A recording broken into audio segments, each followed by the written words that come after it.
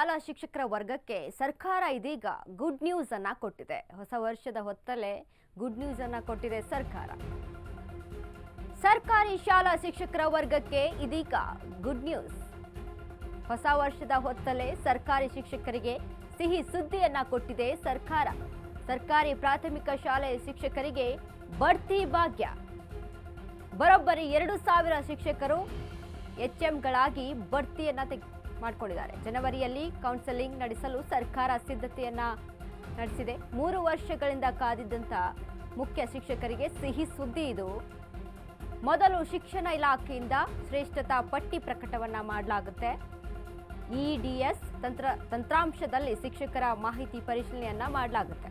ಬಳಿಕ ಕೌನ್ಸೆಲಿಂಗ್ ವೇಳಾಪಟ್ಟಿ ಪ್ರಕಟಿಸಲು ತೀರ್ಮಾನವನ್ನ ಕೈಗೊಂಡಿದೆ ಸರ್ಕಾರ. ಬಡ್ತಿಯಲ್ಲಿ ಲೋಪ ಆಗದಂತೆ ಶಿಕ್ಷಣ ಇಲಾಖೆ ಎಚ್ಚರಿಕೆಯನ್ನ ಸಹಿತ ಕೊಟ್ಟಿದೆ. ಸರ್ಕಾರಿ ಶಾಲಾ ಶಿಕ್ಷಕರ ವರ್ಗಕ್ಕೆ ಹೊಸ ವರ್ಷಕ್ಕೆ ಒಂದು ಗುಡ್ ನ್ಯೂಸ್ ಅನ್ನ ಕೊಡೋಕೆ ರೆಡಿಯಾಗಿದೆ ಸರ್ಕಾರ.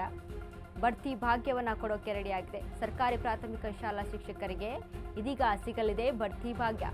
ಬರೋಬ್ಬರಿ 2,000 ಶಿಕ್ಷಕರು ಎಚ್ಎಂಗಳಾಗಿ ಬಡ್ತಿಯನ್ನ ಪಡೆದುಕೊಳ್ತಾರೆ. ಜನವರಿಯಲ್ಲಿ ಕೌನ್ಸಿಲಿಂಗ್ ಕೂಡ ನಡೆಸ್ತಾರೆ. ಇದ್ರ ಬಗ್ಗೆ ಸರ್ಕಾರ ಇದೀಗ ಸರ್ಕಾರಿ ಶಾಲಾ ಶಿಕ್ಷಕರಿಗೆ ಬಡ್ತಿ ಭಾಗ್ಯವನ್ನ ನೀಡಿದೆ. ಪ್ರಾಥಮಿಕ ಶಾಲಾ ಶಿಕ್ಷಕರಿಗೆ ಬಡ್ತಿ ಭಾಗ್ಯ.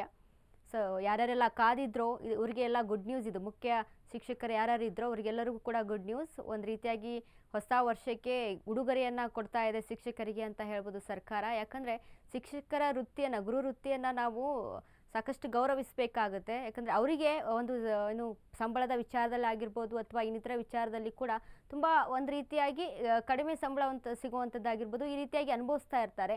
ಅದರ ಜೊತೆಗೆ ಇದೊಂದು ಹೊಸ ವರ್ಷಕ್ಕೆ 2026ಕ್ಕೆ ಒಂದು ಗುಡ್ ನ್ಯೂಸನ್ನು, ಒಂದು ಗಿಫ್ಟನ್ನು ಅವರಿಗೆ ಕೊಡೋಕೆ ರೆಡಿಯಾಗಿರುವಂಥದ್ದು ತುಂಬ ಖುಷಿ ವಿಚಾರ.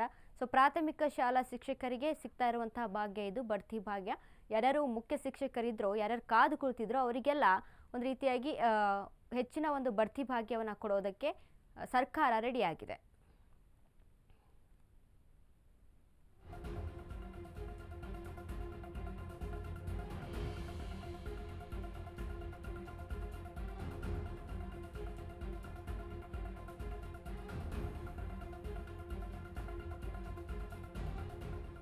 ಹೊಸ ವರ್ಷದ ಹೊತ್ತಲೇ ಸರ್ಕಾರಿ ಶಿಕ್ಷಕರೇ ಸಿಹಿ ಸುದ್ದಿಯನ್ನ ಕೊಡೋಕೆ ರೆಡಿಯಾಗಿದೆ ಸರ್ಕಾರ. ಯಾರು ಪ್ರಾಥಮಿಕ ಶಾಲೆಯ ಮುಖ್ಯ ಶಿಕ್ಷಕರಿದ್ರೋ ಅವರಿಗೆಲ್ಲರಿಗೂ ಕೂಡ ಒಂದು ಬಡ್ತಿ ಭಾಗ್ಯವನ್ನು ಕೊಡೋಕೆ ರೆಡಿ ಆಗಿರುವಂಥದ್ದು. ಶಿಕ್ಷಕರಿಗೆ ಒಂದು ರೀತಿಯಾಗಿ ತುಂಬ ಖುಷಿ ವಿಚಾರ. ಯಾರು ಕಾದು ಕುಳಿತಿದ್ರೋ, ಯಾವಾಗ ನಮಗೆ ಬಡ್ತಿ ಸಿಗುತ್ತೋ, ಯಾವಾಗ ನಾವು ಮೇಲಿನ ಒಂದು ಹಂತಕ್ಕೆ ಹೋಗ್ತೀವಿ ಅಂತ ಕಾದು ಕುಳಿತಿದ್ರೋ ಅವರಿಗೆಲ್ಲ ಒಂದು ರೀತಿಯಾಗಿ ಗುಡ್ ನ್ಯೂಸು. ಹೀಗಾಗಿ ಒಂದು ಬಡ್ತಿ ಭಾಗ್ಯ ಇದೊಂದು ಶಿಕ್ಷಕರ ವೃಂದಕ್ಕೆ ಒಂದು ಖುಷಿ ವಿಚಾರವನ್ನು ತಂದು ಒದಗಿದೆ ಅಂತ ಹೇಳ್ಬೋದು.